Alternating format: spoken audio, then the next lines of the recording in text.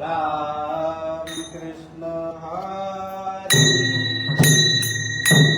जय जय राम कृष्ण हरी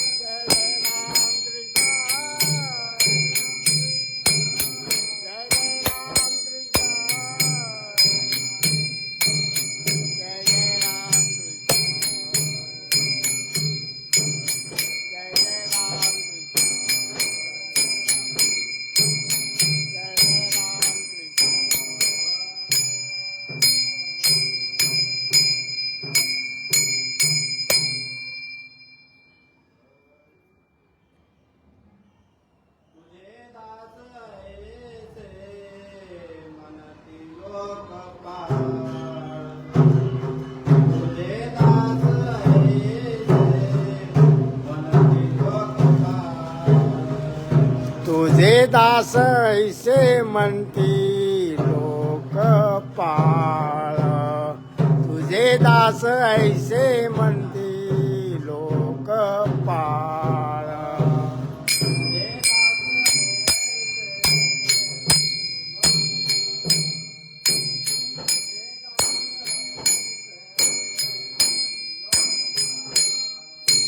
तुझे दास ऐसे म्हणती लोकपाळ तुझे दास ऐसे म्हणती लोकपाळ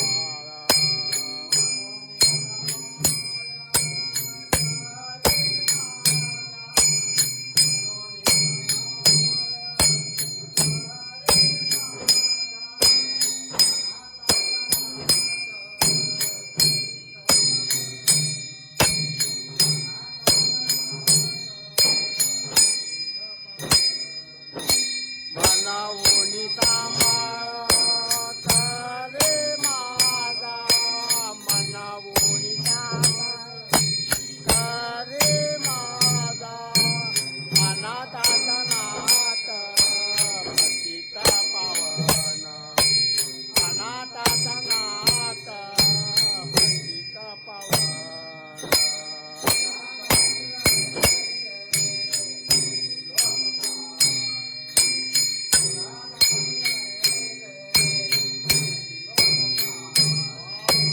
तुझा दास ऐसे म्हणती लोकपाळ तुझा दास ऐसे म्हणती लोकपाळ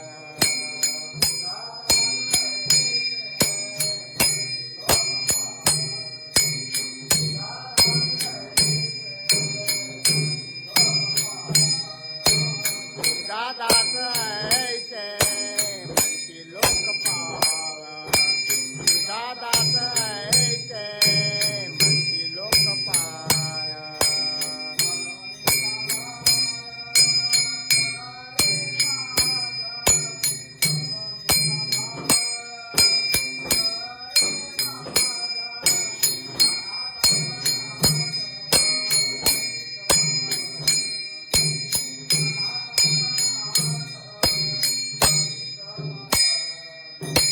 मनावूनी सांभाळता रे माझा मनावूनी सांभाळता रे माझा अनाथाचा नाथ पतित पावन अनाथाचा नाथ पतित पावन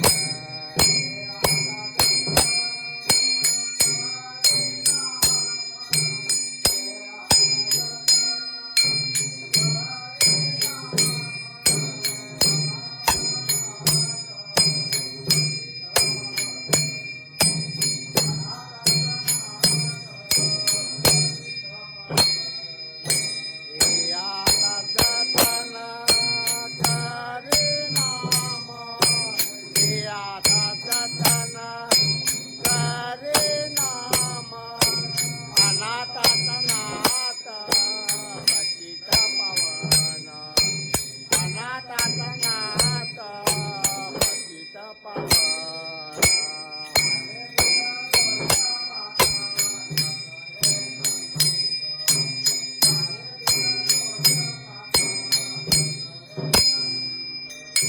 माझे गुण दोष पाहता न लगे अंत माझे गुण दोष पाहता न लगे अंत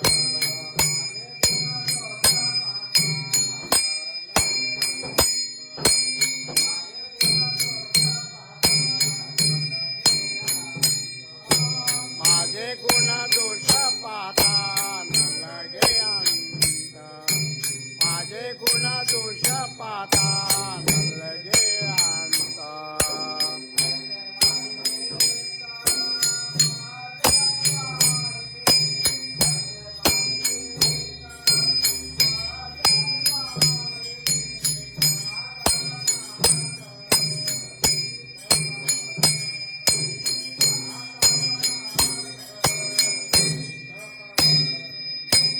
ऐसे माझे चेता माझा पाय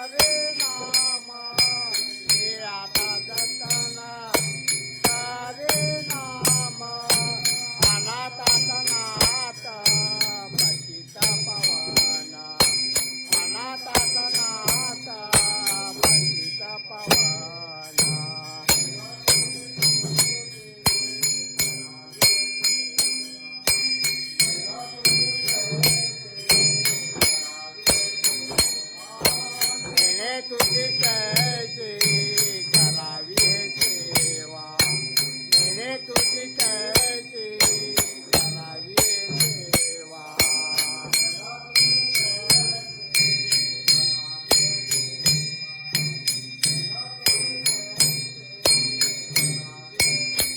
मेरे तुझी कैसी करावी हे सेवा मेरे तुझी कैसी करावी हे सेवा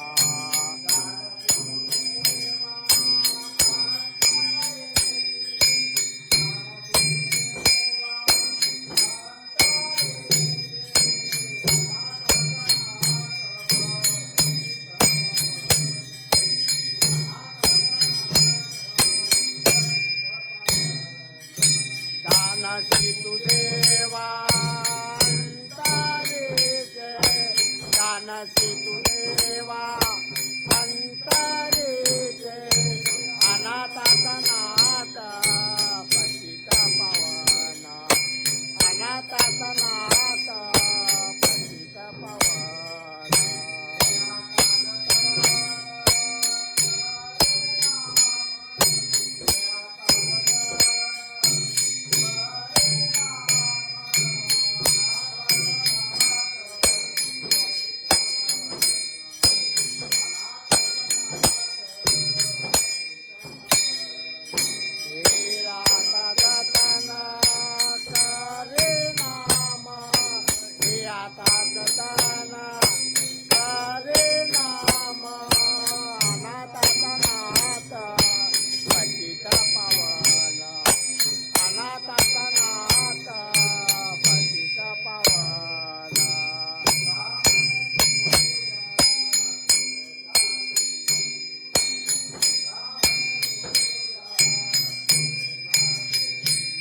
कामने तुझ्या कृपेचा सिंधू कामने तुझ्या कृपेचा सिंधू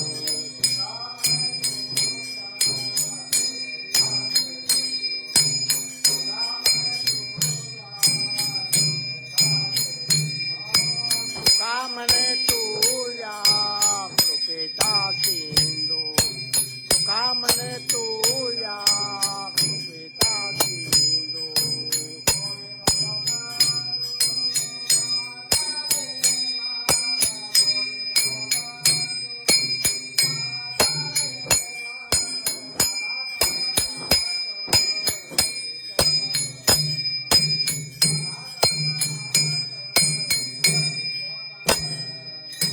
थोडी भव बांधो माझा देवा थोडी भव बांधो माझा देवा अनाथाचा नाथ पतित पावन अनाथाचा नाथ पतित पावन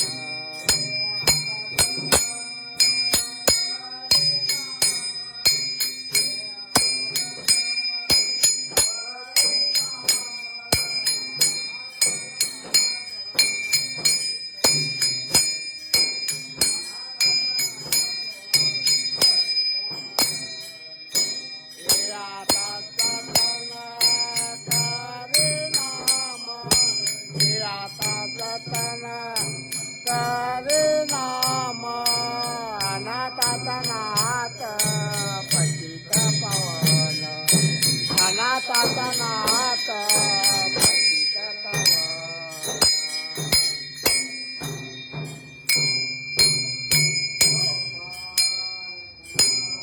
जय जय धोबा कुमार जय जय धोबा कुमार जय जय धोबा कुमार जय जय धोबा कुमार जय जय धोबा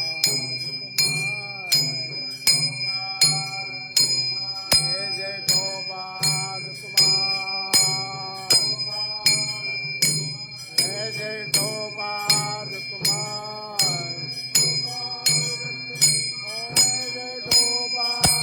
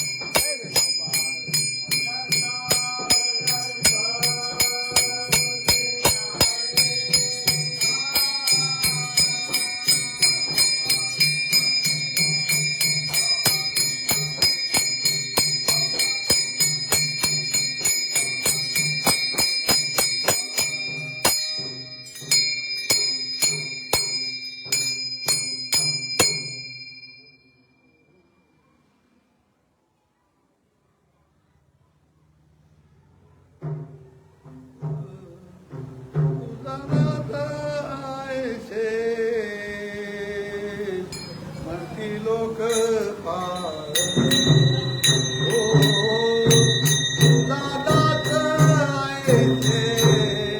दास ऐसे म्हणती लोक पार तुझा दास ऐसे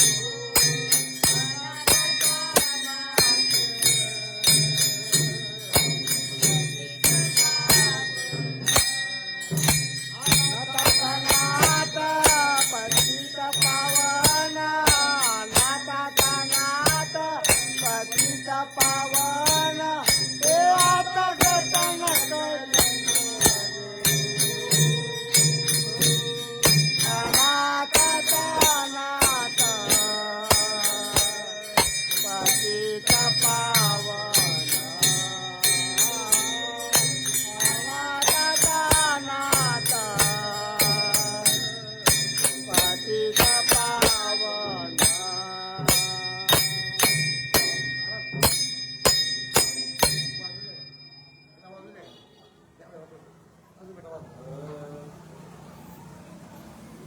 तुझा दास ऐसे तुझा दास ऐसे म्हणती लोक पार म्हणून सांभाळ करी माझा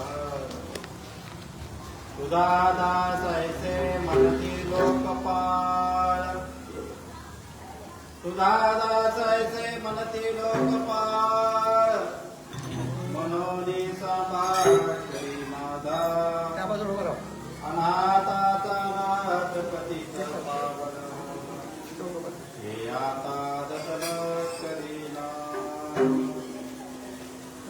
माझे गुणदोष पाहता न लगे अंत माझे गुणदोष पाहता न लगे अंत ऐसे ऐसे माझे चित्त भरवाई अनाथाचा नाश पतित पावन हे आता जतन करीना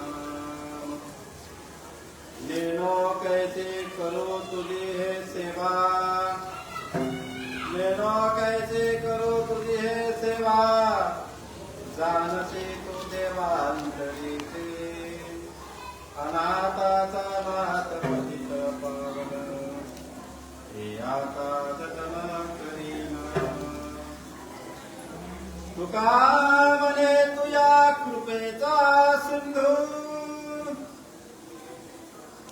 तुका म्हणे तुझ्या कृपेचा सिंधू सोडी भवबंधू माझा देवा अनाथाचा नाथ पतित पावन हे आता जतन करीना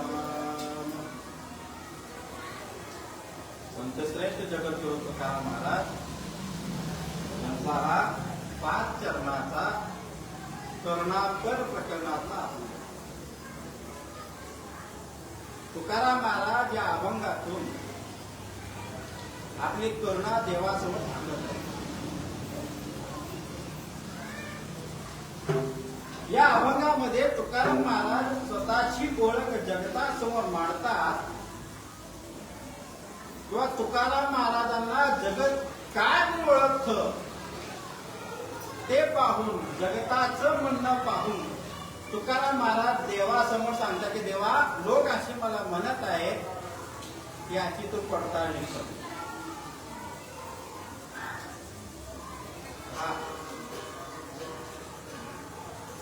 पडताळणी करण्याकरिता काही पायऱ्या असतात आणि त्या पायऱ्या पूर्ण झाल्यानंतर लोक तुम्हाला काय म्हणतात आणि लोकांचं म्हणणं देवाच्या बरोबरीचा आहे का हे निष्कर्ष तो की नाही. मग तुकाराम महाराज या ठिकाणी काय म्हणतात तुझा दास ऐसे कुणाचा दास कुणाचा दास तुझा तुझा म्हणलं तर काय तुकाराम महाराज या अभंगामध्ये देवाच्या समोर उभं राहून सांगतात की तुझा दास ऐसे. तुकाराम महाराज कुठे उभे राहून कुणाच्या समोर अभंग व्यक्त करतात किंवा अभंग आपल्याला देतात म्हणलं काय हरकत. ज्या तुकाराम मला म्हणतात तुझा दास असं ज्या तुकाराम म्हणतात तुकाराम मला देवाच्या समोर उभे आहेत. तुकाराम महाराज पांडुरंग परमात्माच्या समोर उभे आहेत. देहूच्या पंढरपुरामध्ये नाही कारण पांडुरंग पंढरपुरामध्येच आहे असं नाही देहूमध्ये देखील आहे. 7 पिढ्या अगोदर पांडुरंग परमात्मा पंढरपुराहून तुकोबाराच्या घरी निवासित झाले राहिले नांदले. अशा या पांडुरंग परमात्म्यासोबत देहूमध्ये तुकाराम महाराज उभे राहून म्हणतात देवा मला लोक तुझे दास समजतात किंवा तुझे दास म्हणतात. तुझा दास ऐसे ऐसे म्हणजे काय असं म्हणजे शाश्वती आहे का ऐसे म्हणते लोक पाळ. आता लोक आणि पाळ या शब्दामध्ये थोडं वेगळं आहे. एकट्याला आपण लोक म्हणतो का जनसमुदाय ज्या ठिकाणी एकत्र येतो त्याला आपण काय म्हणतो लोक. त्याला आपण गरजेचं ना जेव्हा जनसमुदायांचं बोलणं एकत्रितपणे व्यक्त होतो त्याला लोकांचं म्हणणं. लोकपाळ म्हणजे एक माणूस म्हणतो का नाही संपूर्ण गाव संपूर्ण देहू नव्हे नव्हे संपूर्ण विश्व जरी म्हणलं तरी काय हरकत नाही. सगळे लोक तुकाराम महाराजांना दास देवाचे दास आहेत देवाचे दास आहेत देवाचे दास आहेत असं सगळे लोक देवा तुकाराम महाराजांना म्हणत ओळखू लागले किंवा म्हणू लागले. परंतु तुकाराम महाराज स्वतःला देवाचे दास समजतात का प्रश्नचिन्ह उभं राहतात.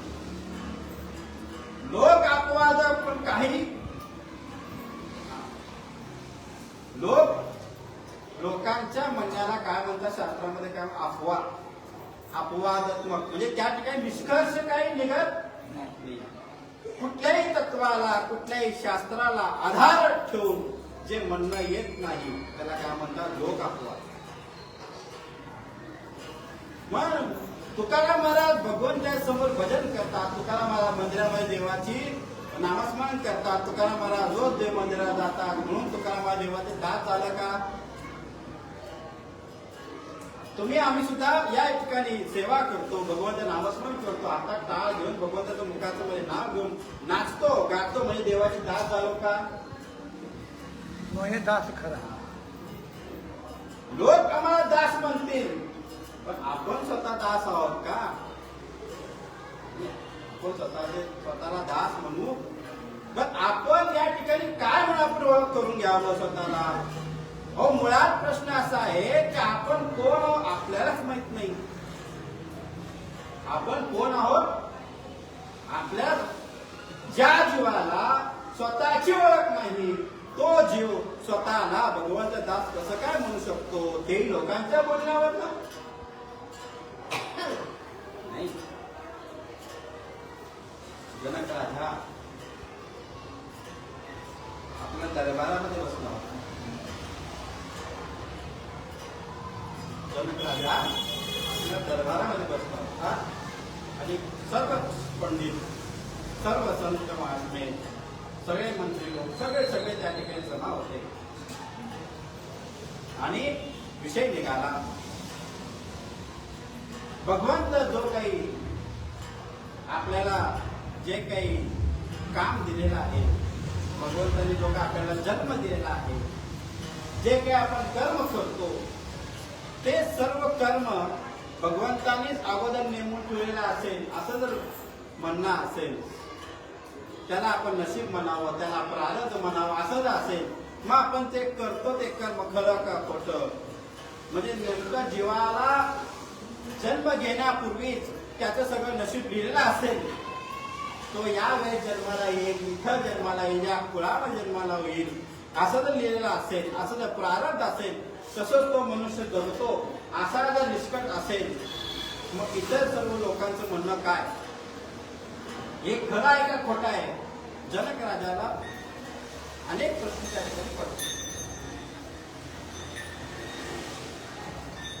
जनक राजाला असे देखील प्रश्न पडत होते की मनुष्याला जे काही आपतेष्ट ऋणानुबंधामध्ये भाऊ बहीण चुलता बायको हे देखील जे काही लोक त्या सहवास येतात हे देखील कुठल्या कारणाने सहवास आहेत असं जनक राजाला अनेक प्रश्न पडत होते बरं का. आणि जनक राजा त्या प्रश्नाला धरून उदास असायचा, कारण त्याला माहित नाही की काय करावं. असे प्रश्न पडायला पाहिजे. जनक राजा स्वतःला राजा मी राजा आहे खरं तर लोक मला म्हणतात, खरं तर मी राजा आहे का? लोक या देहाला राजा समजतात. हा देह जर राजाचा असेल मग मी कोण आहे असा प्रश्न. हे प्रश्न ज्याला पडतात तो परमार्थाच्या आत्मज्ञानाच्या मार्गावर आहे. मग असं जनक राजाच्या मनावर प्रश्न येता दरबार शांत राहिलं. शेवटचा प्रश्न जनक राजा म्हणतो, मला सांगा तुम्ही मला राजा म्हणता, या शरीराला तुम्ही राजा म्हणता की माझ्या स्वभावाला तुम्ही राजा म्हणता? मी तुम्हाला दिसतो म्हणून राजा आहे, तुम्ही मला पाहता म्हणून मी राजा आहे का मी तुमच्यावर शासन करतो म्हणून राजा आहे? मला माझी ओळख माहित नाही. तुम्हाला कुणाला माझी ओळख जर देता येतं घ्या असं राजाच लोकांसमोर म्हणून आहे मी कोण हा करावा विचार म्हणे ज्ञानेश्वर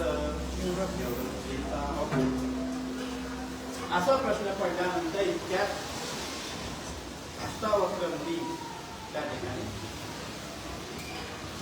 जसं भगवान श्रीकृष्णाने अर्जुनाला गीता सांगितलं तसं अष्टावक्र मुनींनी जनक राजाला ज्ञान सांगितलं. त्याला म्हणतात अष्टावक्र गीता. त्या गीतेमध्ये जनक राजांनी अष्टावक्र मुनींना नमस्कार करतात.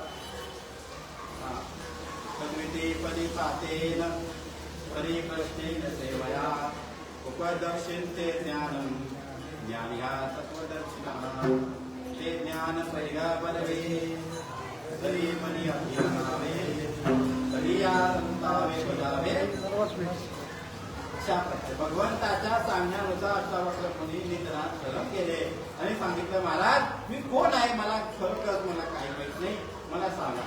लोक मला राजा समजतात मी राजा आहे काय मी स्वतःची ओळख काय करू मला काही. अष्टावक्र त्यांना म्हणतात की बाबा तू कोण आहे हा विचार शेवटचा अगोदर आपली ओळख कशी आहे ती दृष्टांत देतात. एक मोठं जंगल आहे एक मोठं जंगल आहे आणि त्या जंगलाच्या मधोमध एक नदी वाहत चाललेली आहे. काय जंगलाच्या मधोमध मोठीच्या मोठी नदी वाहत चाललेली आहे आणि नदीमध्ये वाहता वाहता त्या जंगलाचा एक पान गळून त्या नदीमध्ये पडला. एक पान गळून त्या नदीमध्ये पडला आणि नदीमध्ये पडून ते पान इकडं तिकडं या थडग्याला त्या थडग्याला इथं ओंड्याला तिथं तळाला असं जाऊन इकडं तिकडं जाऊन ते वाहत जाऊ लागलं. जनक राजाला प्रश्न करतात अष्टावक्र राजा जे तुटलेलं जे पान आहे ते पान त्या नदीमध्ये आहे आणि तो पान काय म्हणतो तो ऐक.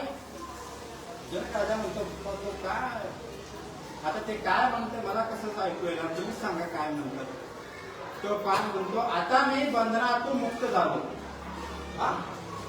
आता मी काय आता माझी ओळख तो ओळख एक पानाची ओळख कशी असते. एक पान जो पण झाड पानाचा जन्म कुठे होतो झाडामध्ये कुठे होतो जेव्हा झाडातून त्या पानाचा जन्म झाला त्या पानाची ओळख देखील जाते का नाही. अनेक पान मिळून एक वृक्ष अनेक पानं मिळून एक वृक्ष वृक्षाचं पानं काढलं तरी वृक्षाला शोभा आहे का.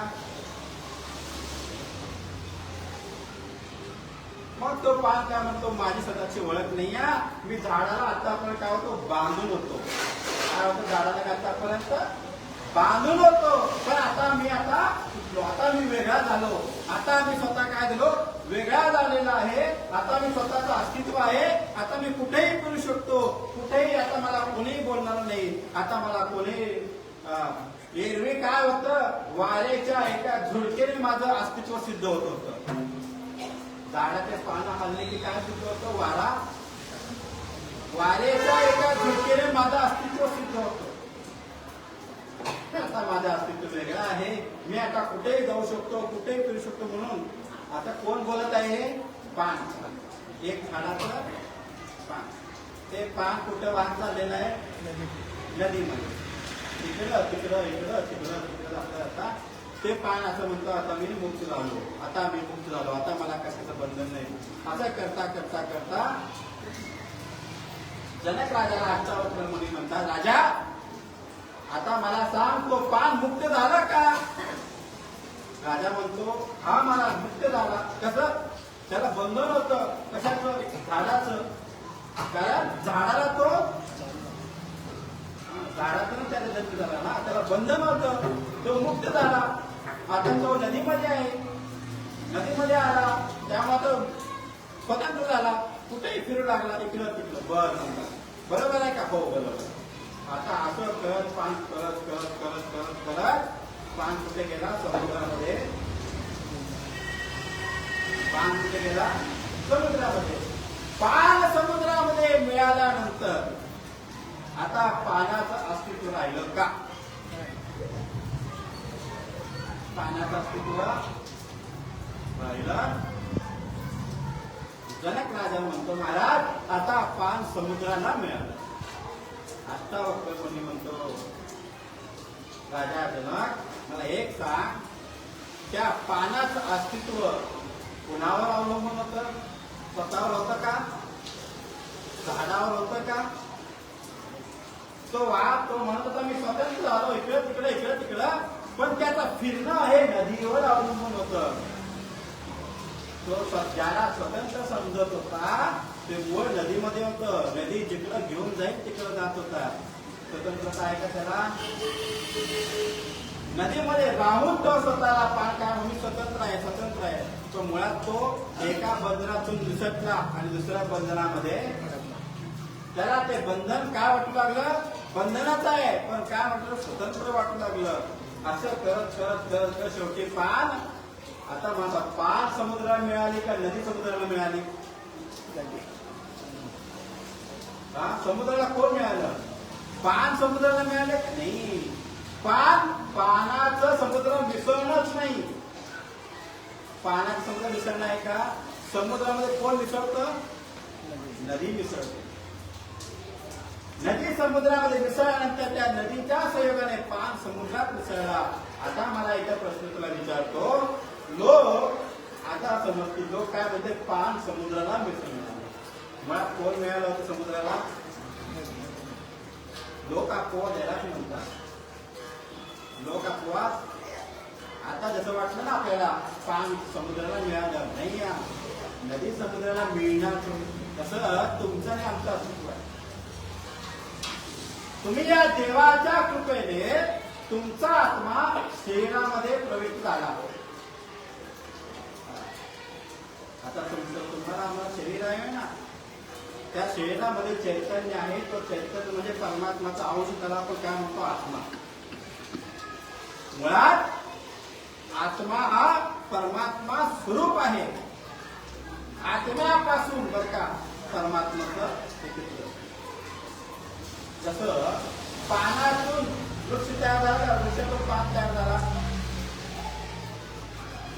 वृक्षातून पान तयार झालेलं आहे, तसं आत्मा आहे म्हणून तुम्हाला शरीर मिळालं.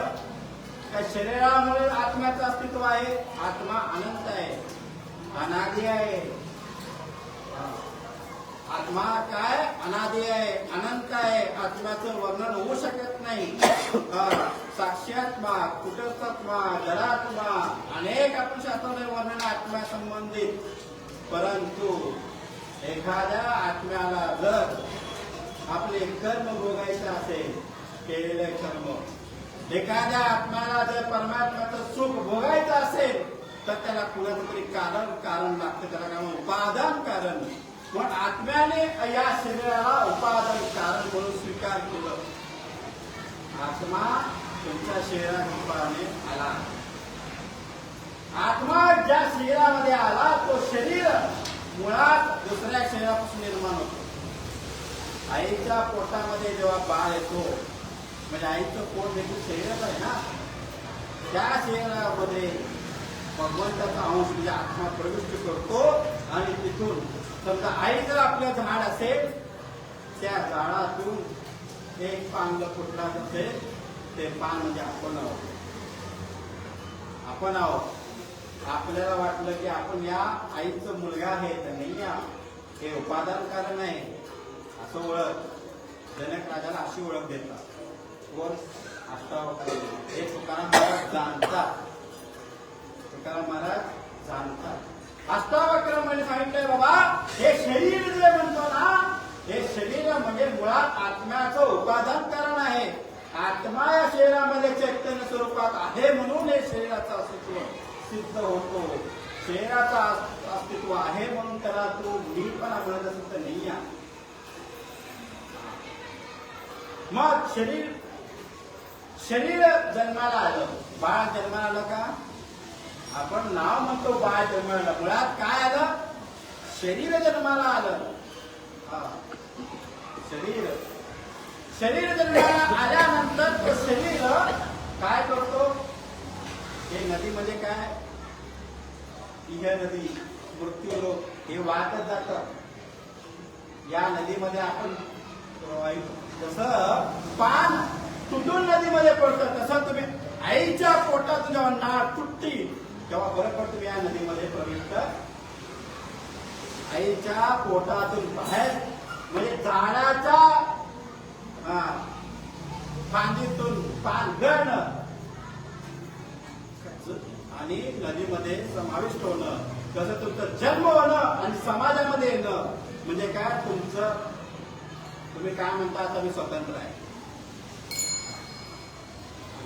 आता मी आईचा मुलगा म्हणून आपण स्वीकार करतो. समाजामध्ये आल्यानंतर एक प्रकारचं नाव घेतो.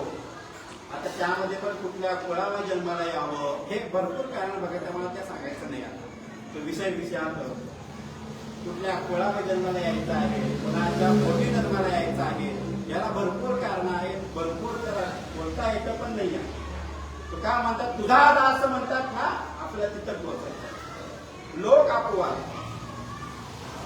जनक राजाला अष्टावक्र म्हणून एवढ्या सोप्या भाषेमध्ये सांगतात. आता ते बाळ जन्माला आल्याबरोबर वाढतच ना, झाडाचं पान झाडापासून विलग झाल्यानंतर नदीमध्ये पडल्यावर प्रवाहित होतो ना, का थांबतो? वाढतोच. तुमचं शरीर या मृत्यू लोकांना जन्मा आल्याबरोबर क्षणोक्षणाला शरीर वाढतच का थांबतं? प्रत्येक क्षणाला ज्या दिवशी ज्या तिथला तुम्ही शरीर ज्या अवस्थेमध्ये जन्माला तो तिथे राहत नाही, तो शरीर राहत नाही. क्षणोक्षणाला तुमचं शरीर बदलतं, क्षणोक्षणाला तुमचे अवयव बदलतात, क्षणोक्षणाला तुमची परिस्थिती बदलते. प्रत्येक क्षण हे काय बदलत राहतं. जसं नदी हा प्रवाहित होत असतो ना, एकदा काय नदीचा पाण्याचा तो प्रवाह पुढे गेला तर नवीन पाण्याचा प्रवाह येणारच का, तो पाठीमागे जाणार? तसं आपण या प्रवाहामध्ये आलो, आपण या कुठे आलो, या नदीमध्ये आता आपण ज्ञानोबाला म्हणता येते येण्याची शरीरे शरीरा येण्याची. तैसे म्हणजे कायचं, त्यापूर्वी केलेल्या कर्माच्या आधारे काही असो. तैसे त्याला ज्ञानोबाला फार चांगलं बोलतात. तैसे काय बोलले माहिती का, तिथे ज्ञानोबा गुप्त ठेवतात म्हणून जरी जनाला म्हणतात प्रगट प्रगट बोलतात रे गुह्य. तैसे हा शब्द आहे ना, खूप महत्वाचा आहे. लहानपणापासून गुह्य आपण वाचत आहोत, लहानपणापासून कोविड भोगत आहोत. परंतु प्रश्न काय म्हणतो, तैसे येणे. तैसे माहित नाही, तैसे कैसे, तैसे नाही, तैसे येणे. आणि शरीराला आलात ना, शरीरा येणे सरे. तैसे सोडा, तैसे शब्द बाजूला टू. शरीरा येणे, शरीराला आल्यानंतर शरीर संपणारच. हे काय आहे सिद्धांत? तैसे येणे शरीरे शरीरा येणे सरे, संपणारच. किंबहुना येणदारे. झाडाचं पान समुद्रात मिळालं आणि समुद्रामध्ये ते पान लय पावला तर पुन्हा तो पान जन्माला येत नाही का? येणारच. ज्या अर्थी वृक्ष आहे त्या अर्थी पान हे येणारच. वृक्ष नसेल तर सृष्टी निर्माण होते का? हे चक्र आहे. तैसे येणे शरीर आहे, शरीरा येणे सरे, किंबहुना येणदारे. हे चिरकाल सृष्टी चक्र चालत आहे. घटीचक्र फेरा, घटीचक्र फेरा, घटीचक्र फेरा. अष्टावक्र म्हणे म्हणतात, राजा आता मला सांग, तू जर या मृत्यू लोकीच्या प्रवाहामध्ये आलेला आहे, या प्रवाहामध्ये तू आहे आणि पाण्यासारखा तुझं म्हणत असेल की मी राजा आहे. तो पान म्हणाला मी पान आहे. मुळात तो पान आहे का? त्याचं अस्तित्व झाडावर सिद्ध होतो. मग राजाचं अस्तित्व प्रजावर सिद्ध होतो. मुळात त्या पानाच्या आकाराला, पानाच्या रूपाला, पानाच्या रंगाला पाहून जर तुम्ही मला एक पान आहे, तसं राजाच्या आकाराला, राजाच्या रूपाला, राजाच्या गुणाला तुम्ही म्हणला पाहिजे की हा राजा आहे. आकार उपयोग नाही, गुण उपयोगी नाही. हो, हा पुरुष खूप सुंदर आहे, हा पुरुष गुणवान आहे, हा पुरुष चरित्रवान आहे, हा पुरुष ऐश्वर्यवान आहे. या गुणावरून त्याची सिद्धता होत नाही. हे सगळे गुण त्याच्या शरीरातून प्रगट होतात. गुणामुळे शरीर नाही का, शरीरामुळे गुण नाही. गुण हे सगळे काय आहेत? हे वर्णनात्मक आहे. हे सगळे तुमच्या डोळ्याला दिसणारे अज्ञानाचं नाव आहे. अज्ञानाचं नाव आहे. आंधळ्या माणसाला तुम्ही उभं केला आणि विचारलं, त्यासमोर लाल रंगाचा कापड धरला आणि विचारलं, सांग आंधळा, हा कापड पांढरा की गोरा, काळा का पांढरा? तो का म्हणतो, महाराज मला काय आहे, मला सगळं काय. आता मला एक सांगा, आंधळ्या माणसाला काळा रंग दिसले का? तरी काळा रंग जो जन्मताच आंधळा आहे, हा जन्मताच आंधळ्या माणसाला काळ्या रंगाचं अस्तित्वच नाही आहे. तो काय करत तुला कुठला रंग, अहो मला दिसतच नाही. आंधळ्या माणसाला विचारा तुला कुठला रंग दिसतो, तो काय दिसतच नाही. मग काळ्या रंग अरे काळ ज्याला रंगाच मला माहिती नाही, मग त्याची काय ओळख घेऊ. तसं असतं राजा जनक, तुला तुझ्या गुणामुळं, तुझ्या शौर्यामुळं, तुझ्या ज्ञानामुळं लोक प्रेम, कशामुळं तू स्वतःला राजा समजा असेल, कशामुळं स्वतः तर सांग. राजा जनक म्हणतो महाराज मग आता मी काय, तुझं अस्तित्व सिद्ध हो न हो, पण एक सांगतो, तू या नदीमध्ये आलात, या हे लोकांमध्ये आलात, तुझा अंत शेवट आहे. हे शरीर संपणार आहे. जसं समुद्राचं पान पाण्यामध्ये पडल्याबरोबर नदीतून समुद्रात मिळतं, हे जर सिद्धांत आहे, तसं राजा जनक तू जन्माला आल्याबरोबर हे शरीर संपणार आहे, हा काळ संपणार आहे, हे वेळ संपणार आहे. लक्षात ठेव, स्वतः राजा समजू नकोस, या शरीराचं अस्तित्व श्रेष्ठ आहे समजू नकोस, काही श्रेष्ठ नाही, हे सगळं अज्ञान आहे. मग खरं काय, राजा जनक काय म्हणतो, मग खरं काय, खरं एकच आहे, आत्मा. आत्मा खरं आहे.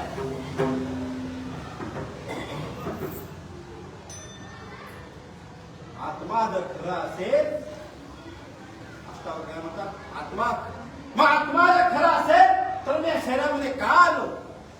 राजा आत्मा जर खरं असेल तर शरीरामध्ये मी का आलो, या शरीरामागचे येण्याचं कारण काय. हा इथून मुक्तीचं द्वार, इथून काय, जेव्हा खरी ओळख तुम्हाला कळलं काय, आत्मा हे सत्य आहे, शरीर असत्य आहे. आत्मा जर सत्य असत मी तर का आलो. जनकाला म्हणतो अरे हे आत्मा इथे यायचं कारण म्हणजे काय, तो कर्म भोगण्याकरिता आलेला. आत्मा कशासाठी आलेला आहे, कर्म भोगण्या. केले कर्म तेची, केले कर्म झाले, केले कर्म तेची भोगा आले. तुम्ही जे कर्म केलेलं आहे मागील जन्मामध्ये ते भोगण्याकरिता तुम्ही उपादान कारण घेऊन, ते उपादान कारण काही असू शकतं, तुमचं शरीर, एखादी वस्तू, एखादं काळ, एखादं स्थान, त्या उपादान काय. मग महाराज म्हणतो, मग लोक मला म्हणतात राजा आहे, मग मी राजा नाही, तू राजा नाहीस. मग मला इथं प्रश्न पडायचा आहे, तुकोबा देवाला म्हणता देवा लोक मला तुझं दास समजतात, मग मी दास आहे का. तुझा दास ऐसे मनती लोकपाल, काय म्हणले तर तुकोबा देवाच्या समोर उभा आहे. देवाला म्हणता देवा लोक मला तुझं दास समजत आहेत, तुझं दास मानतात, मी स्वतःला तुझं दास मानतो, मी दास आहे का.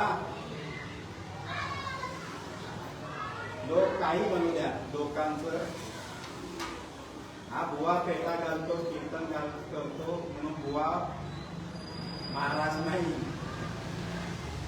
महाराज जनक राजा म्हणतो अष्टावक्र महाराज, आता तुम्हाला सांगितलं आहे आत्मामुळे मी माझं अस्तित्व आहे. आता आत्मा हे सत्य आहे, तर आत्मा या मृत्यू लोकांमध्ये का आलं. अष्टावक्र मुनी म्हणून सांगतात अरे बाबा ते पान त्या झाडाला का आलं. ते पान झाडाला का आलं. एकदा का पान समुद्रात मिळालं तर पुन्हा जन्म नाही. एकदा का तसं तुमचा आत्मा परमात्मा सोबत विलीन झालं, एकरूप झालं, पुन्हा जन्म नाही. मग का आले याचा विचार करा. राजा जनक म्हणतो महाराज बरोबर आहे, मी राजा म्हणून जरी इथं आलो तरी मुळात मी राजा नाही. हा देह माझा नाही, हे पत्नी माझा नाही, हे राज्य माझा नाही, माझं कुणी नाही. फक्त माझं कोण आहे, आत्मा म्हणजे मी का नाही. हे आत्म्यातून कर्म करावं, आत्म्यातून अनुभव घ्यावा. म्हणून परमात्माचा अनुभव जर घ्यायचा असेल शरीरातून होत नाही, आत्म्यातून होतो. तुकोबाला देवाने समोर, देवा तुझा दास ऐसे म्हणती लोकपाळ.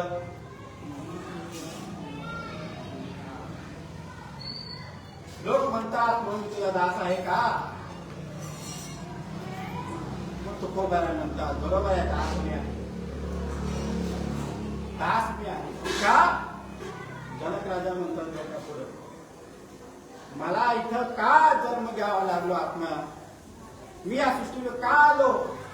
कारण मला जे इथं अनेक जन्म घेऊन सुद्धा जे ज्ञान मिळत नाही किंवा जे ज्ञान मिळालेलं नाही ते ज्ञान आता तुमच्या स्वरूपात मला मिळणार आहे. या ज्ञानासाठी या शरीराच्या निमित्ताने तुमच्या समोर उभा आहे. तमेव शरणं. या ज्ञानासाठी अष्टावक्राचं बोलणं ऐकल्यानंतर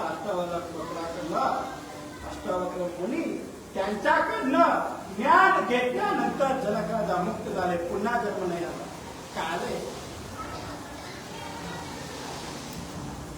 अहो एवढंच नाही, जे आपण भागवत कथा ऐकतो, जे भागवत ज्ञान ऐकतो ते ज्ञानाचे जनक शुकाचार्य हे स्वतः जनक राजाला शरण गेलं की नाही? हा, ज्या परमात्माचा विस्तार ज्याच्यामध्ये समावलेला आहे, ज्याने 4 वेदाचा एका वेदाचा 4 वेद केलेला आहे, असे महर्षी वेदव्यास.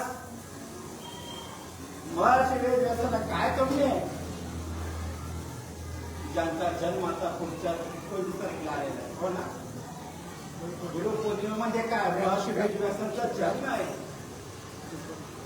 गुरुपौर्णिमा आपण काय म्हणतो? महर्षी वेदव्यासांचा जन्म आहे. महर्षी वेदव्यास एका वेदाचे 4 वेदामध्ये रूपांतर केले.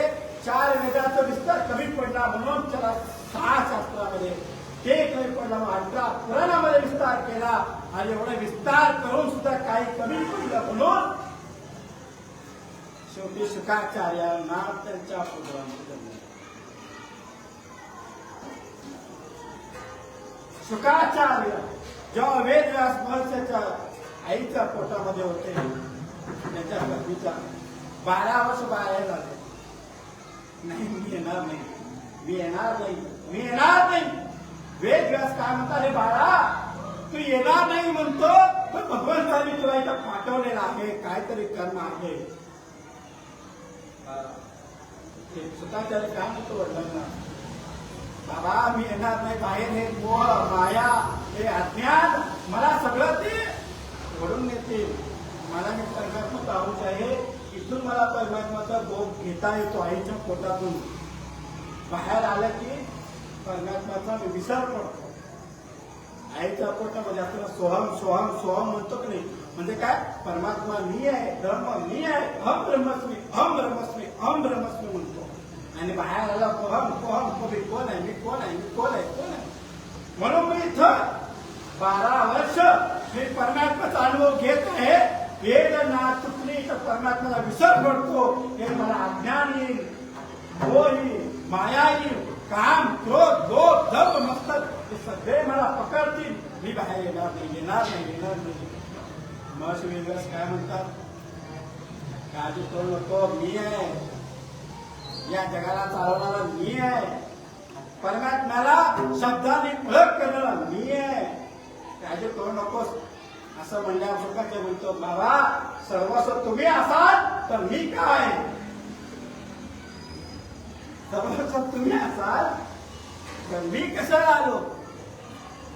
वेदव्यास गप्प बसले, काय बोललं? बरोबर आहे तुम्ही सगळं ज्ञान ऐकून ऐकून मी कशाला आलो म्हणलं. बरोबर शुकाचार्य जेव्हा देव त्या ठिकाणी आले, प्रत्यक्ष परमात्मा ज्यांनी त्यांना पोटात आणलं, भगवान विष्णू त्यांच्यासमोर प्रगट झाले.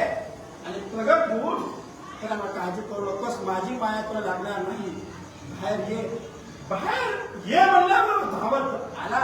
आणि धावत धावत धावत धावत धावत जनक राजाच्या दरबारात आणि जनक राजा म्हणतो, महाराज मी आलो नाही, मी कोण? शुकाचार्य. दरवाजा बंद. कोण आहे तू? महाराज मी आहे शुकबाळ. दरवाजा उघडला नाही. तू कोण? शुक कोण? महाराज मी आहे तुमचा दास. नाही उघडलं.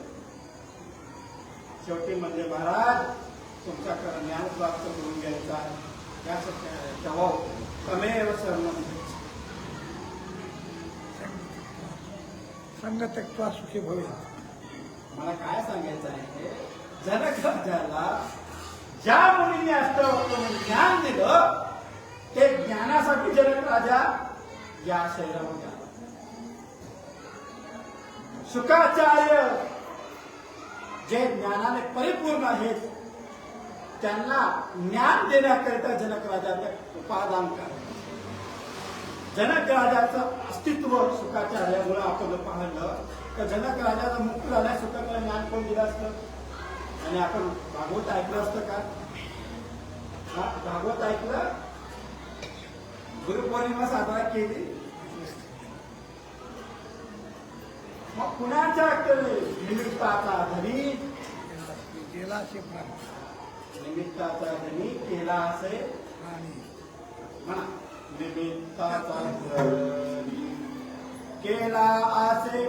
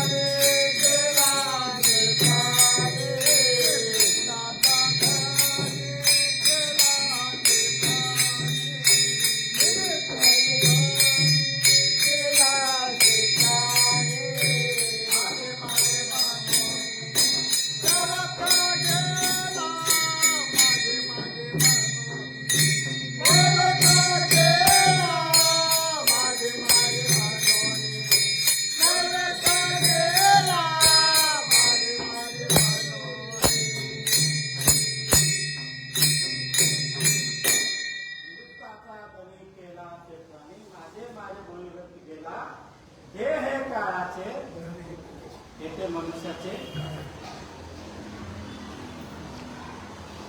अष्टावक्र मुनी जेव्हा संपूर्ण ज्ञान जनक राजाला सांगितलं, तेव्हा जनक राजा म्हणतात, महाराज मला या ज्ञानासाठी मला शरीर मिळालं का? जनक राजा म्हणतात, नाही.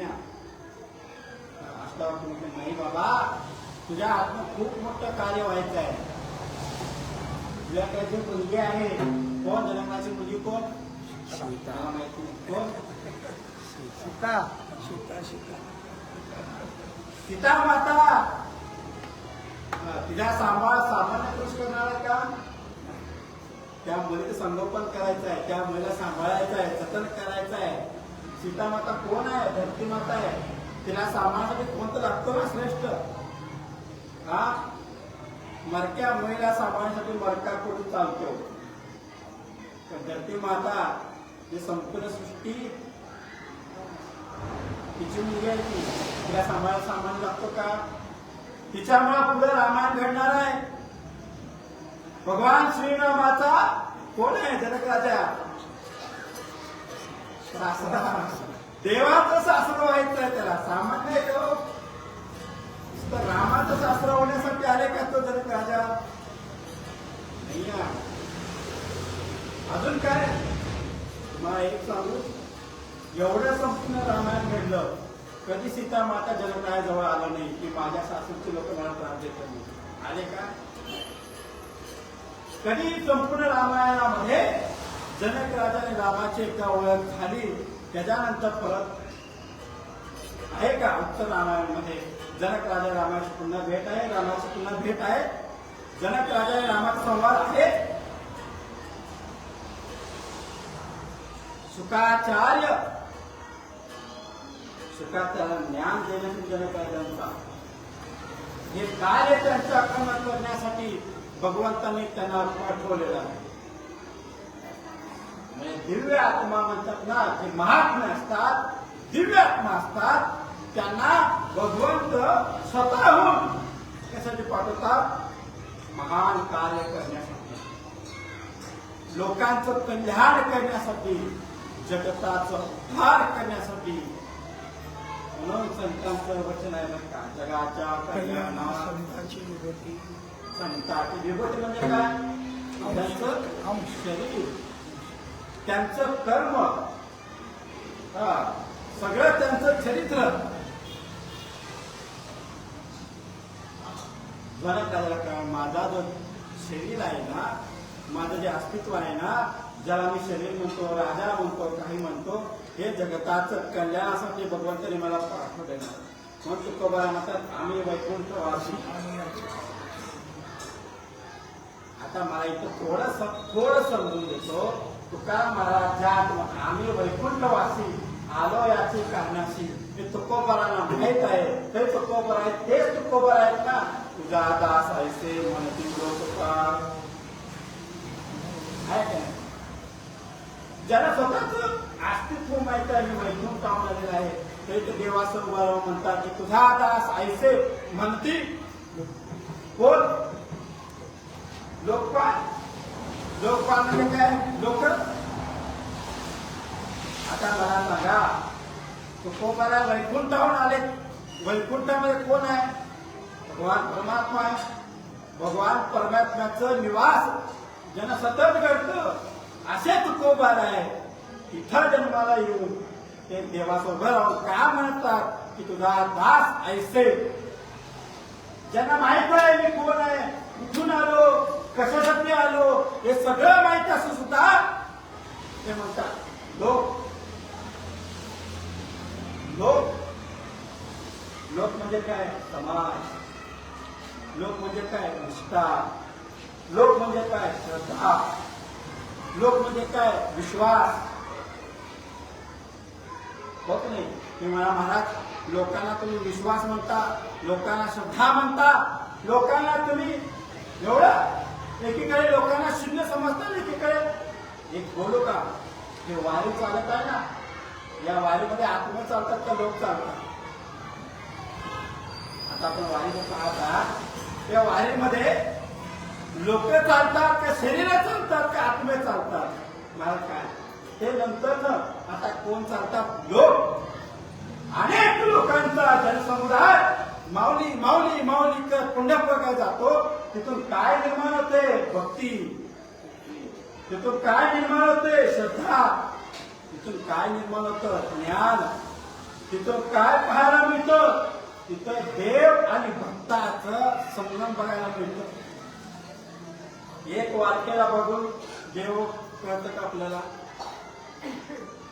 एक वारकरी चालतो का? लाखो वारकरी चालतात.